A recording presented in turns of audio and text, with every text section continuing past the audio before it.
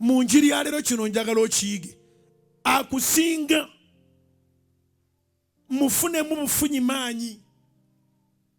Olunaku olwaleero mu kusaba kw'amalya g'ekyemisana ku kkanisa ya House of Prayer Ministries International ekulembera omusumba Aloysius Bugingo akuutidde abakkiriza okulembezanga Omukama Katonda mu byonna bye bakola kubanga Yesu yajjirira abantu bonna.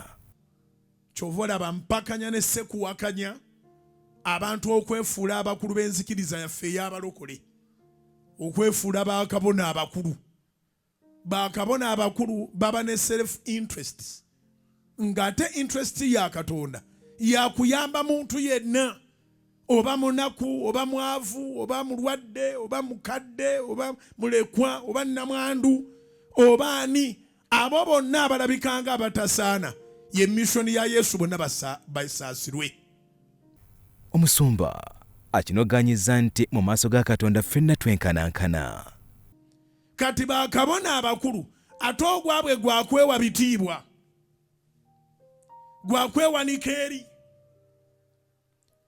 basinzibwe, bakole bipolise, baleete ebiteeka nga ne mu kyaki tosobola kujja. Abantu bonna abatagenda mu kyaki, ekyabagoba mu kyaki si Katonda, mateeka g'abakabona. Service bwenebeggwa mujja kusiga ensigo muteeke ku bigere bya nnabbi. Buli muntu ajja kukwata ebbaasa ey'ensigo ey'amaanyi alyoka afuna omwana oba afuna omwami oba omulimo oba ki gasiya. Takomyawo akubiriza abakkiriza okuweerezanga Mukama Katonda yekka atajjulukuka n'okwagala nate ababasingako. Ampuliriza ng'oli muweereza weewala obukulukulu obwo obw'embwa, ojja kutandika okunyiigira Yesu.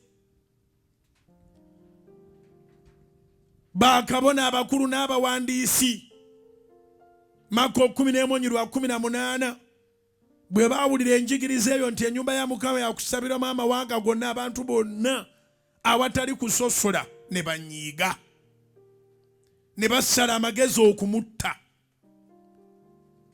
kubanga baamutya. Simanyi lwaki abantu buli gwe batya baagala kumutta. Omuntu akusinga abanga break it down yalina okusika mu byokola, bateekwa okuba wakusinga obe negwogoba. Era yankuba amasasi singa asobola yandivuddeyo najja ne tuteesa ayagala ki.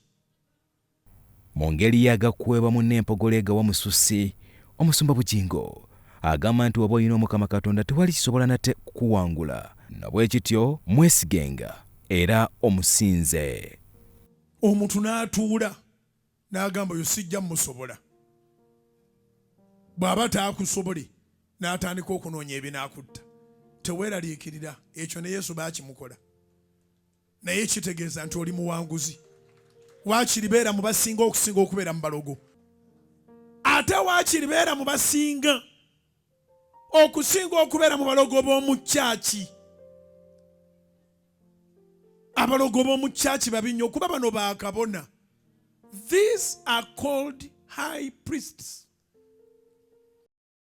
Nga ennaku z'omwezi 4 omwezi ogw'ekkumi omwaka guno wali ku kisaawe e Namboole kyakuwuuma mu kusaba nateekwa okuyita mu kiro okutegekeddwa ekkanisa ya House of Prayer Ministries International.